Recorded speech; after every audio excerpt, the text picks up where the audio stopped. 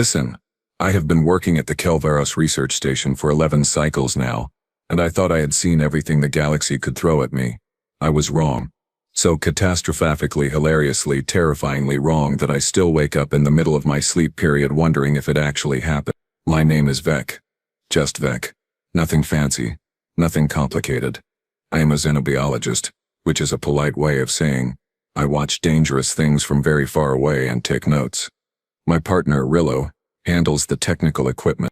He is good at his job, never panics, always double-checks the sensor arrays. We make a solid team. The station orbits Thylia 9, a death world. And yes, I mean an actual certified quarantined death world. The kind of planet where everything has evolved specifically to kill everything else. The Galactic Council slapped about 47 warning beacons around this system. Nobody lands on Thylia 9. Nobody even thinks about landing on Thylia 9. It is the kind of place where the plants have teeth and the rocks occasionally get up and chase you. So naturally, when Rillo picked up a ship signature heading straight for the planet, we assumed it was a malfunction. Sensor ghosts. Solar radiation playing tricks. Something rash. Vec, you need to see this, Rillo called from his console. His tail doing that nervous twitch it does when something does not make sense. I pulled myself away from my very important task of drinking kava and complaining about the temperature settings. What am I looking at? Human vessel. Small crew transport. And they are not just passing through, they are on an approach vector. I blinked. All four of my eyes, one after another. That cannot be right. Run the scan again. He did. Same result. A human ship broadcasting Earth registry codes, slowing down for atmospheric entry. Did they not receive the warning broadcasts? I asked, already pulling up the communication channels. Are their receivers broken? Are they suicidal? Rillo's scales had gone pale, which meant he was either scared or confused. Possibly both. Vec, they acknowledged the warnings. All 47 of them. They sent back a message saying, and I quote, "Thanks for the heads up, looks fun. Looks fun. Looks fun." I sat down before my legs could give out. In 11 cycles of observing Deathworlds, I had never, not once, not ever seen anyone describe Thylia 9 as fun. Terrifying? Yes. Apocalyptic? Absolutely. A monument to everything wrong with evolutionary pressure? Obviously. But fun. Get me visual confirmation, I said, my voice coming out higher than I intended. I need to see what kind of insane, suicidal, probably already dead crew is flying that ship. The screen flickered to life and there they were. Humans. 3 of them, visible through the cockpit viewport. They were smiling. Smiling. One of them was even laughing, pointing at something on the planet's surface below them. Rillo, I said carefully, gripping the edge of my console. Are we sure humans are classified as sentient? Because this seems like evidence to the contrary. Council says they are sentient, Rillo muttered. But he did not sound convinced. We watched in mounting horror as the human ship broke atmosphere and headed straight toward the planet's surface, toward the forests, toward the hunting grounds of the most dangerous apex predator in this entire sector. Should we do something? Rillo asked. I wanted to say yes. I wanted to initiate emergency protocols, contact the council, send a rescue team. But something stopped me. Maybe it was curiosity. Maybe it was morbid fascination. Maybe I just wanted to see what happened when humanity's apparent death wish met Thylia 9's reality. Get every scanner we have pointed at their landing site, I said. Record everything. If they survive longer than 10 minutes, I am filing this report personally. Rillo nodded and got to work. Neither of us expected what came next. Before I tell you what happened next, you need to understand what lives in those forests. You need to understand exactly what kind of nightmare the humans had just landed next to. Because context matters when you are trying to explain the unexplainable. The species designation is thornback ravager. We call them ripstalkers because scientific names do not quite capture the essence of a creature that can disembowel you in 3 seconds flat. They stand roughly 2 meters at the shoulder, possess 6 legs, each ending in retractable claws that can shred through reinforced steel plating. Their hide is covered in bone plates that deflect energy weapons. Their jaw strength can crush titanium. They hunt in packs, communicate through subsonic frequencies, and have never, not once in recorded history, failed to kill anything they decide to hunt. Oh, and they are ambush predators. With active camouflage. because apparently evolution looked at this nightmare and decided it was not quite unfair enough. The Galactic Council lost an entire survey team to ripstalkers about 20 cycles ago. 17 trained soldiers, full combat gear, orbital support. They lasted 6 hours. The recovery team found pieces. After that incident, the Council established Protocol Vermilion for Thalia 9. No landings, no ground expeditions, no exceptions. Observation only from orbit, preferably from behind several layers of shielding while whimpering quietly. Rillo pulled up the Predator tracking data on his screen, his claws clicking nervously against the console. Wagging, it is a pack of 7 ripstalkers within 2 kilometers of the human landing site. 1 breeding female, 2 males, 4 juveniles. Of course there is, I said, feeling that special kind of dread that comes right before you witness a tragedy. Why would there not be? The universe clearly has a sense of humor. And we are the punchline. The humans had landed in a small clearing, their ship settling down with what I can only describe as reckless confidence. The boarding ramp extended, and out walked 3 figures in light exploration suits. Not combat armor, not even reinforced plating, just regular, standard issue, might as well be wearing pajamas exploration suits. One of them, a female with dark hair pulled back in a practical knot, actually stretched like she was arriving at a vacation resort. Another one, male, shorter build, immediately pulled out some kind of scanning device and started examining the local plant life. The third, taller male with sun-weathered skin, started unpacking camping equipment. Camping equipment. They are setting up a camp, Rillo said, his voice flat with disbelief. They are not running. They are not securing a perimeter. They are setting up a camp. I activated our translation protocols and tapped into their communication frequency. Maybe, just maybe, they had some kind of plan. Some kind of brilliant human strategy we were not aware of. The air smells amazing. The female's voice came through cheerful and bright, like pine trees and fresh rain.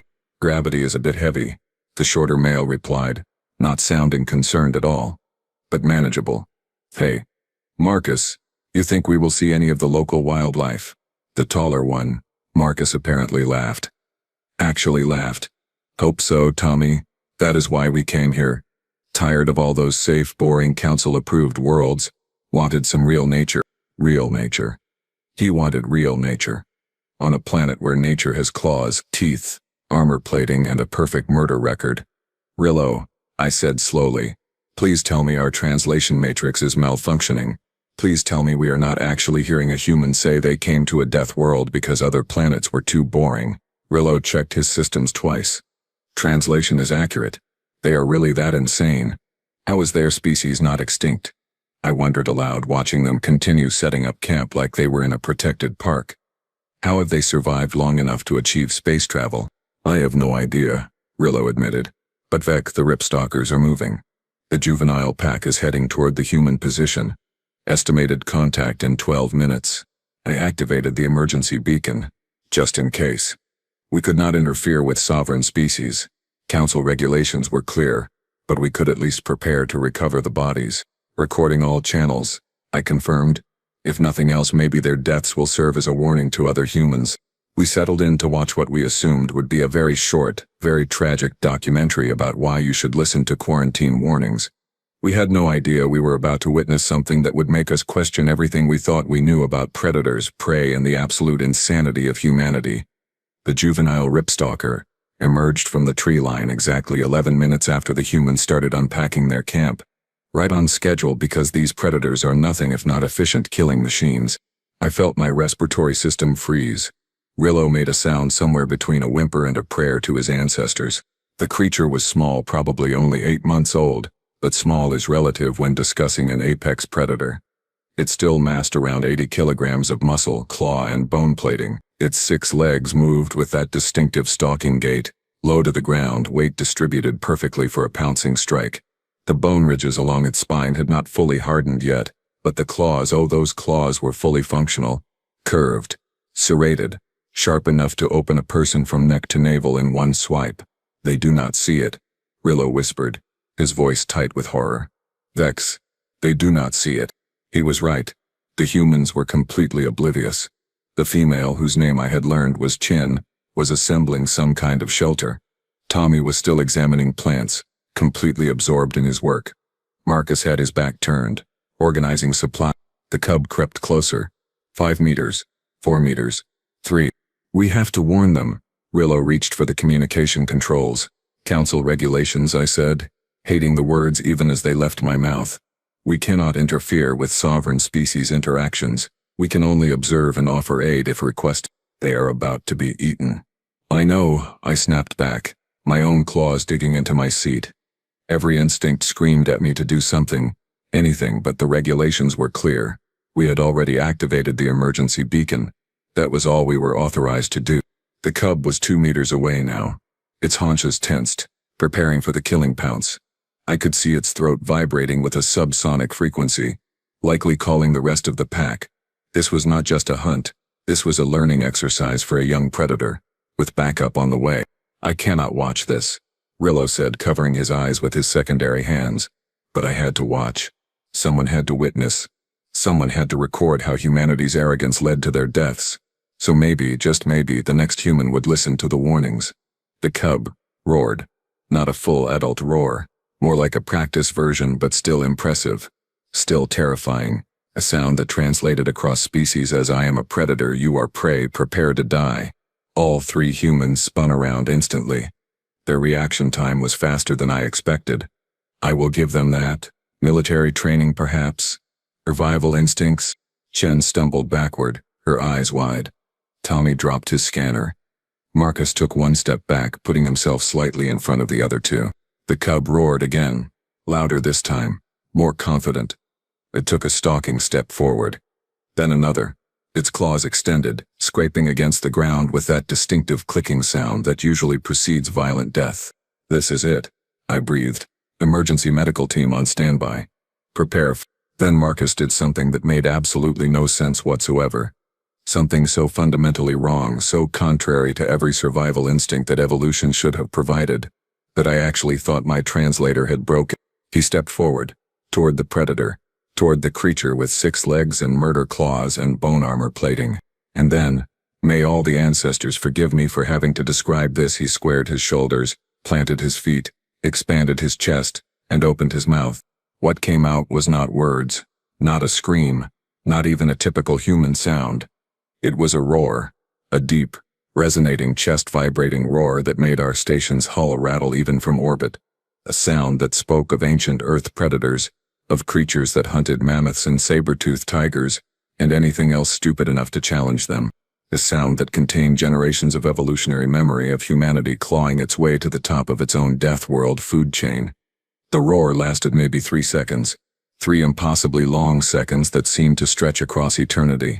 The ripstalker cub froze mid-step, its eyes going wide, its ears, small and usually pinned back during a hunt, suddenly swiveled forward in confusion. Its tail, which had been lashing with predatory excitement, went completely still. What? Rillo said faintly, uncovering his eyes. What just happened? I could not answer. I was too busy staring at my sensors, checking and rechecking the readings because what they were telling me was impossible. The cub's subsonic communication frequency had changed. The hunting call had stopped. The new frequency registered as something our xenobiology database flagged as confusion, mixed with something else. Submission. No, I whispered. No, that cannot be right. Rillo, check the sensors. Check them again. He did. Same readings. The apex predator of Thylea 9, a creature that had never shown submission to anything in recorded history, was backing away from a human. Not retreating tactically, not repositioning for a better attack angle, actually backing away like a scolded juvenile who had just been corrected by a superior predator. Marcus stood there, still in that aggressive posture, chest heaving from the exertion of that impossible roar. The sound had not just been loud. Loud. We could have explained. Loud was physics, was air pressure, was vocal cord vibration. No, this was something else entirely. This was a sound that carried weight, carried meaning that transcended species barriers. The ripstalker cub took another step backward, its head lowering, its claws retracted. The bone plates along its spine, which should have been bristling with aggression, flattened submissively against its body. I need someone to explain this to me, I said, my voice coming out as a squeak. Right now, immediately. I need an explanation that makes sense. Rillo was frantically typing commands into his console, pulling up every database entry we had on human biology, human evolution, human behavior patterns. Their home world, Earth. Checking classification. I know Earth's classification, I said. Standard garden world. Moderate gravity. Single moon. Stable climate zones. Nothing special. No, Rillo said, his voice getting higher. No, Vec, that is the political classification. Look at the scientific assessment. Look at the actual survey data. He threw the report onto my screen and I started reading. Then I started reading faster. Then I stopped breathing. Earth was not a garden world. Earth was classified as a Class 7 death world, downgraded to Class 4 only after humanity achieved sapience and culled most of the megafauna. The planet had survived 5 mass extinction events. The current dominant species, humans, had evolved from prey animals that learned to hunt, learned to kill, learned to outsurvive everything that tried to eat them. Persistence predators, pack hunters, omnivores with forward-facing eyes and hands designed to grip weapons. A species that had fought its way up from the bottom of the food chain through sheer bloody-minded refusal to die. They are from a death world, I said numbly. They are from a death world, and nobody told us. The council reclassified it centuries ago, Rillo explained, still reading. Political decision. Earth had civilization, had art, had philosophy, so calling it a death world seemed rude. But Vec, look at their evolutionary ancestors. Look at what they used to hunt. I looked, and I immediately regretted looking. Because humans had not just survived their death world, they had conquered it. They had taken down creatures 3 times their size using nothing but rocks and persistence and apparently the ability to make sounds that scared other predators into submission. On the screen, Marcus was still staring down the ripstalker cub. The young predator had dropped into a full crouch now, its belly nearly touching the ground. Its tail had curled under its body. The universal signal across 100 species that meant, "You win, I submit, please do not hurt me." Chen and Tommy stood frozen behind Marcus watching this impossible scene unfold. To their credit, they had not run. Probably smart given that running triggers chase instincts in most predators. But the looks on their faces suggested they were just as confused as we were. Marcus?" Tommy said carefully. "What exactly did you just do?" Marcus relaxed his posture slightly, though he kept his eyes locked on the cub. "Established dominance. My grandfather taught me that. If a predator thinks it can take you, show it that you are the bigger threat. Works on bears. Works on mountain lions, apparently works on alien death cats." "That was not a bear," Chen said, her voice shaking slightly. "That thing has 6 legs and literal bone armor." "Yeah, but the principle holds," Marcus replied. Like this was completely reasonable. Predators understand threat displays. You make yourself scarier than they are. They recalculate whether you are worth the effort. The cub whined. Actually whined. A sound that our database flagged as juvenile distress. It shuffled backward another meter, its eyes still fixed on Marcus with what I can only describe as fearful respect. "This is insane," I muttered, watching the readings. "This violates every behavioral model we have. Ripstalkers do not submit. They do not back down. They certainly do not whine like frightened younglings." "Maybe they never met anything scarier than them before," Rillo suggested. "Maybe they are the top predator on this planet because nothing here can challenge them. Until now," I finished, the implication settling over me like a cold blanket. Marcus took a slow step forward, and the cub immediately scrambled backward, tripping over its own legs in its haste to retreat. One of its paws got tangled with another, and it tumbled sideways with an undignified yelp. And then, by all the stars in the galaxy, its tail started wagging. Not a lashing, predatory tail movement, not a aggressive display. An actual, genuine, excited tail wag. Like a domesticated animal greeting someone it recognized as pack leader. "Please tell me I am hallucinating," I said weakly. "Please tell me we are having a shared stress-induced hallucination." "I wish I could," Rillo replied, his voice hollow. "But the sensors do not hallucinate. The recordings do not hallucinate. This is really happening." Marcus crouched down, making himself smaller, less threatening. He extended one hand slowly, palm down, in what I recognized from human cultural databases as a non-threatening greeting gesture. The ripstalker cub, the apex predator juvenile that should have been trying to tear out his throat, crawled forward on its belly. Its ears were forward now, not in aggression but in curiosity. It stretched its neck out, sniffing cautiously at Marcus's extended hand. "Oh no," Chen said from behind Marcus. "Oh no, do not tell me you are about to do what I think you are about to do." "Just meeting the local wildlife," Marcus said calmly, and then, while Rillo and I watched in absolute horror mixed with morbid fascination, he gently scratched the ripstalker cub behind its ear ridge. The cub's back legs started thumping against the ground in pleasure. "I am filing this report immediately," I said, reaching for my console with shaking hands. "I am filing it right now, and I am flagging it Priority 1, and I am recommending that humans be reclassified as a Apex-level threat species." "Good idea," Rillo agreed, not taking his eyes off the screen. "Because Vec, if they can do this to a ripstalker after 3 seconds of interaction, what else can they do?" I did not want to think about it, but I had a feeling we were about to find out, because the rest of the pack was approaching, and they did not sound happy about what just happened to their cub. The cub was now rolling onto its back, all 6 legs in the air, exposing its vulnerable stomach to Marcus, while making small chirping sounds that our database unhelpfully translated as contentment vocalizations. Marcus was scratching its belly. The apex predator of Thylia 9 was getting a belly rub from a human and enjoying it. "This cannot get worse," I said to Rillo. "This situation has reached maximum absurdity. It cannot possibly escalate further." The universe heard me say that and took it as a personal challenge. Our motion sensors lit up like a festival display. Multiple large signatures approaching from the forest, moving fast, not bothering with stealth anymore. The subsonic frequencies went chaotic, a cacophony of alarm calls and aggressive warnings that made our translation software throw error messages. "The pack," Rillo said, his scales going completely white. "The entire pack is coming. The breeding female is leading them." I pulled up the visual feed and felt my organs try to escape through my mouth. The breeding female was massive, easily twice the size of the cub. Maybe 300 kilograms of pure muscle and maternal fury.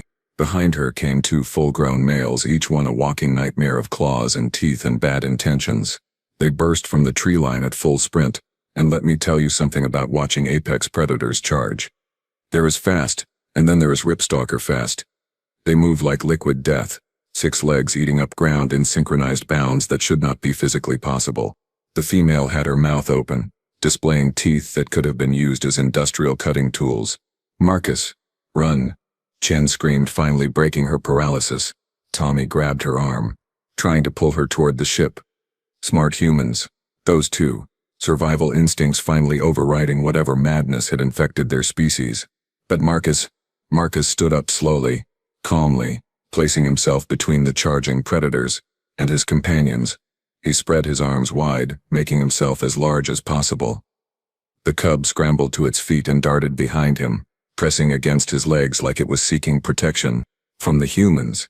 The cub was seeking protection from the humans against its own pack. I was typing my resignation letter in my head. I was done. Finished. I would go back to my homeworld, open a small shop selling decorative fungus, and never think about xenobiology again. The breeding female skidded to a halt 3 meters from Marcus, the males flanking her on either side. Her lips were pulled back in a snarl that exposed every single one of her 72 teeth. The subsonic frequency coming from her throat registered as extreme aggression mixed with maternal protection instincts. She was not just angry. She was ready to tear Marcus into component molecules for touching her offspring. Marcus took a deep breath. I could see his chest expanding, see him preparing for something. Chen and Tommy had stopped their retreat, watching with the kind of horrified fascination usually reserved for natural disasters. "Do not do it," I whispered at the screen. "Whatever you are thinking, do not do it." He did it. The roar that came out of Marcus this time made the first one sound like a polite cough. This was deeper, louder, more resonant. It was not just a sound, it was a physical force that made our sensors spike, that made the trees around the clearing shake, that apparently carried encoded information that every predator within 5 kilometers could understand. The message was simple: I am the biggest threat here. Back down or find out why. The breeding female rocked back on her haunches like she had been physically struck. Her snarl faltered, her ears swiveled forward in confusion. The males to either side of her lowered their heads, suddenly uncertain. Marcus roared again, shorter this time, but somehow more pointed, more directed. He took one aggressive step forward and the breeding female actually whimpered. The apex predator of Thylia 9, the creature responsible for 17 military casualties, the mother defending her cub. She whimpered, Then she did something that made me check our entire sensor array for malfunctions. She lowered herself to the ground, front legs extended, rear elevated. It was a playbow. The universal mammalian gesture for I am not a threat, this is friendly. I want to engage socially. No, Rillo said. Absolutely not. I refuse to accept this data. The sensors are wrong. The sensors are not wrong, I replied, my voice coming from somewhere very far away. The sensors are fine. Reality is broken. Marcus relaxed his posture, letting the aggression drain from his stance. He knelt down again, one hand extended toward the breeding female. She crawled forward, belly low to the ground, neck extended. When she reached him, she pressed her massive head against his chest and made a rumbling sound that translated as trust, affection, pack acceptance. One of the males approached cautiously, sniffing at Marcus's other hand. The second male was already investigating Tommy and Chen, who stood frozen in shock as a 300-kilogram murder machine sniffed their legs like an overly friendly house pet. The cub emerged from behind Marcus and bounded over to its mother, making excited chirping sounds. The breeding female glanced at her offspring, then back at Marcus, and I swear on my ancestors' graves she looked grateful. Like Marcus had been babysitting and she appreciated him watching her youngster. They are playing now, Rillo observed, his voice completely flat. The humans and the ripstalkers. They are playing. He was right. Tommy had found a stick and was throwing it. One of the males was chasing it, actually retrieving it, bringing it back for another throw. Chen was carefully examining the breeding female's bone plates while the massive predator sat patiently, occasionally turning her head to facilitate the inspection. Marcus was wrestling with the cub and two juveniles who had emerged from the forest. Wrestling with apex predators, and he was winning. I am adding a new classification to human threat assessment, I said, already typing. Notation: humans possess an apparent ability to pacify and befriend hostile fauna through unknown mechanisms, possibly pheromonal, possibly psychic, possibly they are just completely insane and the universe is afraid to tell them no. What do we list as their threat level? Rillo asked. I watched Marcus pick up the cub, all 80 kilograms of it, and hold it like a small child while it licked his face with a tongue that could strip flesh from bone. Maximum, I said. We list them as maximum threat level, not because they are violent, but because apparently nothing in the galaxy can tell them no, and they do not seem to understand the concept of danger. The Council is not going to believe this report, Rillo said. I know, I replied. That is why we are keeping the recordings running, because nobody will believe us without visual evidence, and even with evidence, I am not sure I believe it myself. Filing the report took me 6 hours, 4 complete rewrites, and 3 separate mental breakdowns. Every time I tried to describe what happened in official terminology, it sounded like a bad hallucination or a really elaborate prank.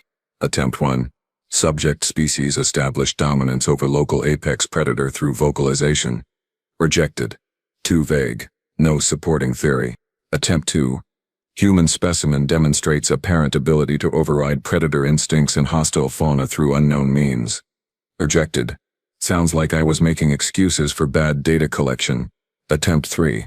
What I witnessed today has fundamentally altered my understanding of predator-prey dynamics, threat assessment, and humanity's place in the galactic hierarchy. And I need someone from the Council to get down here immediately before these lunatics adopt an entire ecosystem. Rejected. Too emotional, not scientific enough? Rillo brought me another container of kava and sat down at his console. You have been staring at that screen for 3 hours. Just submit something. Anything. I cannot just submit anything, I snapped back. This report is going to change how the entire galaxy views humans.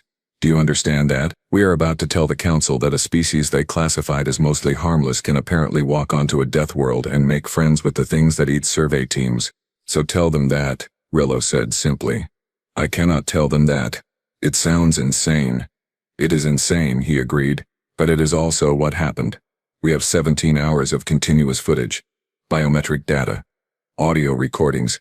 Even if they think we are lying, the evidence does not lie. I groaned and put my head down on the console. Below us on the planet's surface, Marcus had built a fire. The entire ripstalker pack was lounging around it like domesticated animals. One of the males had its head in Chen's lap while she examined its teeth. Tommy was taking biological samples with the breeding female's full cooperation, the massive predator holding perfectly still while he worked. How do I explain this in a way that does not make me sound completely incompetent? I asked the universe at large. My communication console beeped. Incoming message, priority channel, Council Oversight Committee. I opened it with dread, expecting a reprimand for the emergency beacon activation. Instead, I got a terse message from Administrator Quelix herself. Received preliminary telemetry from your station. Explain immediately. Use plain language. Skip formality. Well, at least someone was taking this seriously. I activated the response channel and started talking. Administrator, I am observing 3 humans who landed on Thalia 9 approximately 19 hours ago. They have made peaceful contact with a pack of ripstalkers. The predators are exhibiting submission and pack bonding behaviors. I have never seen anything like this in 11 cycles of xenobiological observation. Silence on the other end for a long moment. Then, you are telling me humans domesticated ripstalkers in less than 1 planetary rotation? I am telling you that ripstalkers domesticated themselves the moment a human roared back at one. I corrected. I am telling you that we need to completely reassess human threat classifications, not because they are aggressive, but because apparently they can walk onto a death world and the death world decides to befriend them. Another pause. Sending a council evaluation team immediately. Do not under any circumstances interfere with the humans. We need to understand this capability before we make any diplomatic decision. Understood, Administrator. The channel closed and I slumped back in my chair. Rillo was already compiling the full data package, organizing footage, preparing detailed biometric analysis. You realize this changes everything, right? He said quietly. Every single protocol we have for evaluating species, for determining threat levels, for understanding predator behavior. All of it just became obsolete. I know, I replied, watching the screens. Marcus had just thrown a ball made from bundled vegetation, and 4 ripstalkers were chasing it with enthusiastic determination. I know, and honestly I am not sure whether that terrifies me or fascinates me. Both, Rillo suggested. Definitely both. Yeah, I agreed. Both is accurate. The council evaluation team arrived, watched the footage, observed the humans for 6 hours, and then left without saying a word. Their official report is still classified. I suspect it will remain classified until everyone currently alive is safely dead and cannot be blamed for the conclusions. 3 cycles later, I am still watching the humans. They have not left. They have built a permanent camp, established a research station, and somehow convinced 12 more ripstalkers to join what I can only describe as their ever-growing pack. Marcus teaches them tricks. The breeding female, who the humans named Duchess because apparently even Death World predators deserve dignified names, can now sit, stay, and retrieve on command. She seems proud of these accomplishments. Chen has published 4 papers on ripstalker social behavior, all of which required complete rewrites of existing xenobiology textbooks. Tommy has cataloged 73 plant species, most of which are less poisonous than initially believed, probably because the ripstalkers keep leading him to the safe ones. Yesterday I watched a juvenile ripstalker fall asleep on Marcus's lap. This creature, whose species designation includes the word ravager, was snoring softly while a human scratched behind its ear ridge. I have stopped trying to make it make sense. The galaxy thought it understood predators. We thought we understood dominance, territory, survival instincts. Then humans showed up and demonstrated that sometimes, just sometimes, the scariest thing in the universe is not the creature with the most teeth. It is the creature that can look at something designed by evolution to kill, and instead see a friend. My threat assessment report was finally accepted by the council. Humans remain classified as sentient, non-hostile, and approved for general contact. But I added a personal note to the file, flagged for any species planning first contact. Approach with caution, not because they are dangerous, but because they will absolutely try to pet your most dangerous wildlife, and it will probably let them. Rillo asked me what I learned from all this. I told him the truth. The universe is much stranger than we thought. Humans are far more terrifying than anyone realized, and somewhere on Earth, there is probably a very good explanation for why they are like this. I just hope I never have to meet whatever on their homeworld made them this way. Because if humans are this friendly, this fearless, this absolutely determined to befriend anything with teeth, I can only imagine what they had to survive to become this insane. The report is filed. The footage is archived. The humans are staying. And somewhere in the galactic database, Thalia 9's classification just changed from Forbidden Death World to Human Wildlife Sanctuary. May the ancestors help us all.